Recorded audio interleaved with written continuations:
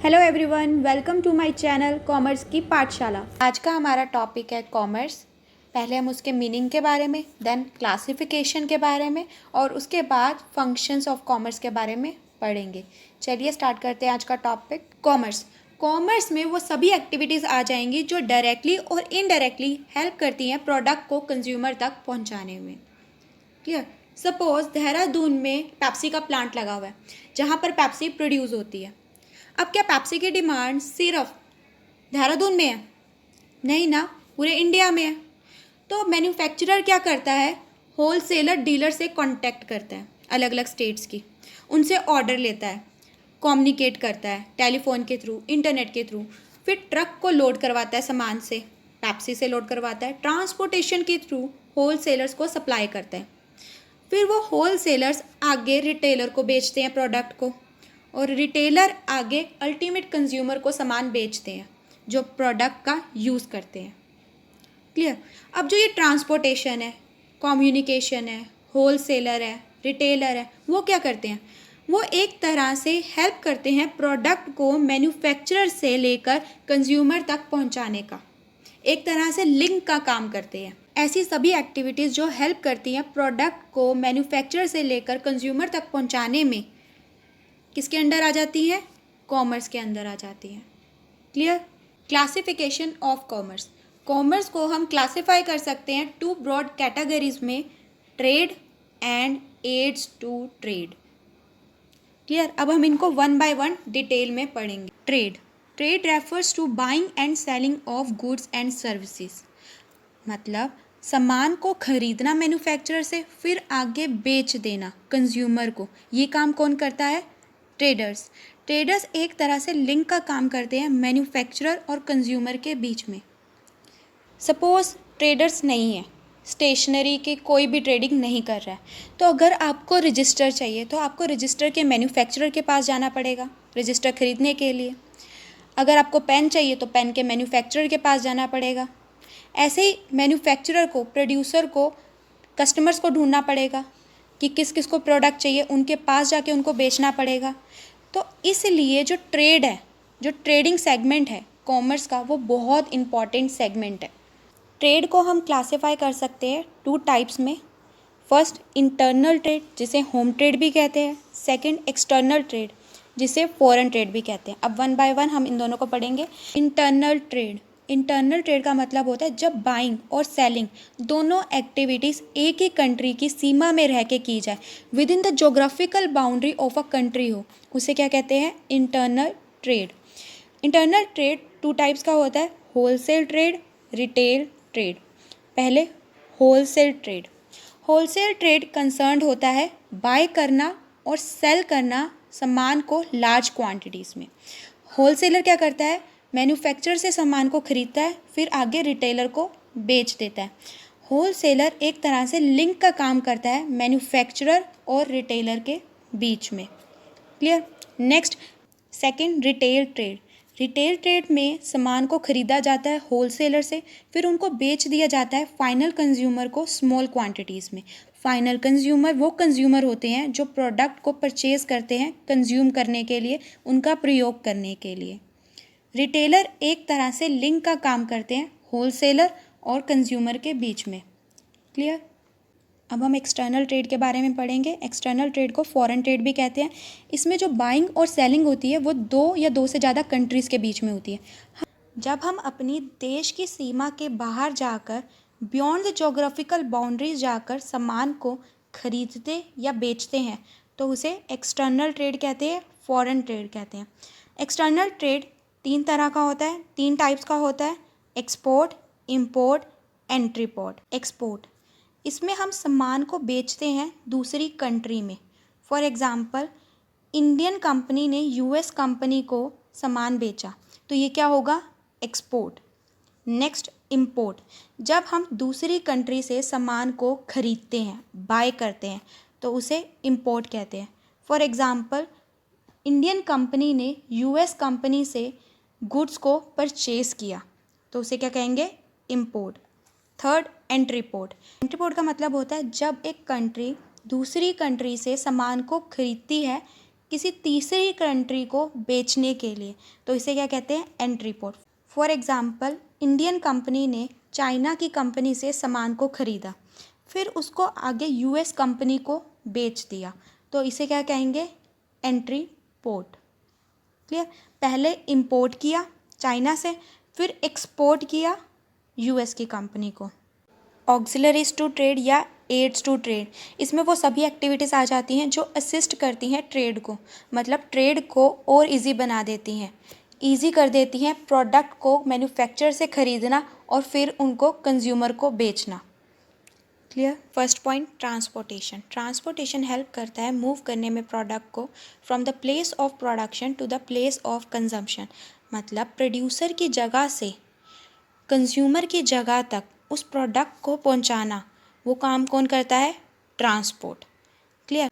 Suppose Coca Cola का plant है देहरादून में और कोका कोला की डिमांड है देश के हर पार्ट में, तो वो कोका कोला देहरादून से अलग अलग पार्ट्स में कैसे पहुंचेगी, ट्रांसपोर्टेशन के थ्रू, ट्रक के थ्रू पहुंचेगी ना। क्लियर।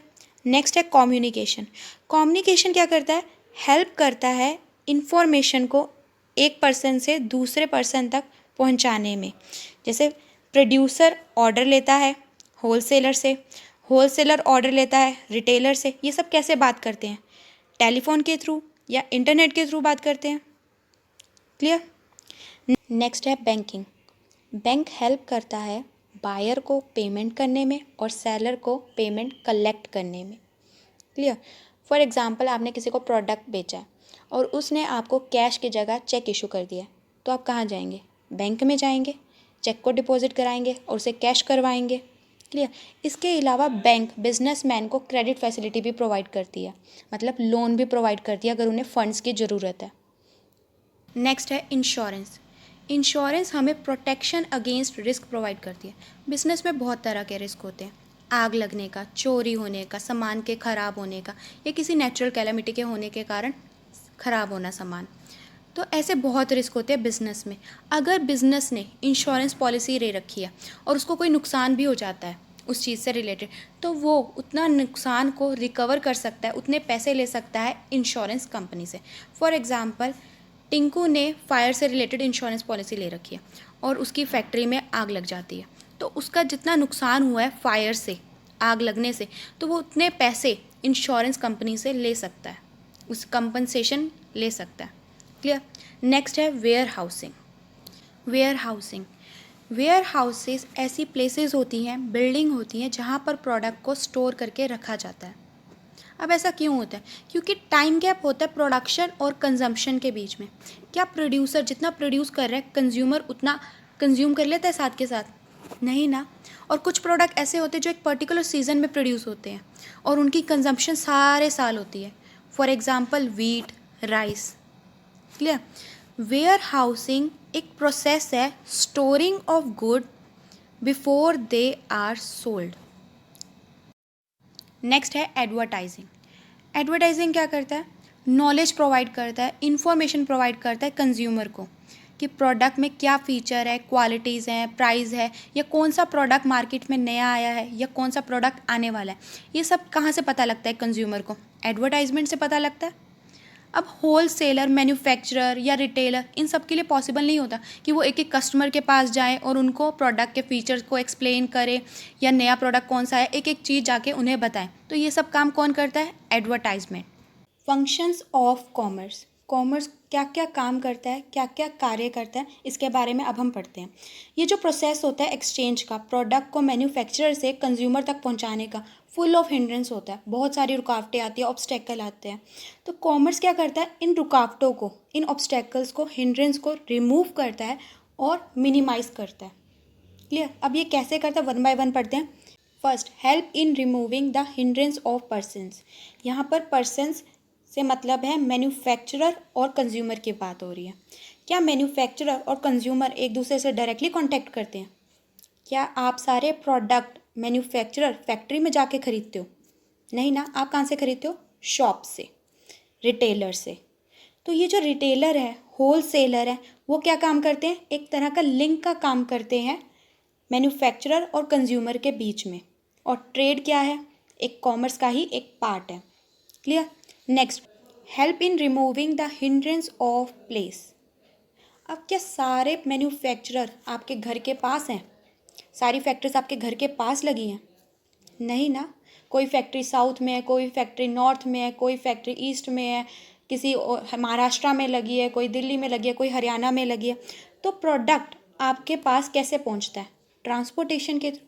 सामान को मैन्युफैक्चर लोड करवाता है, फिर उसको ट्रांसपोर्टेशन के थ्रू होलसेलर के पास भेजता है, फिर होलसेलर रिटेलर को बेचते हैं, फिर रिटेलर से आप खरीदते हैं।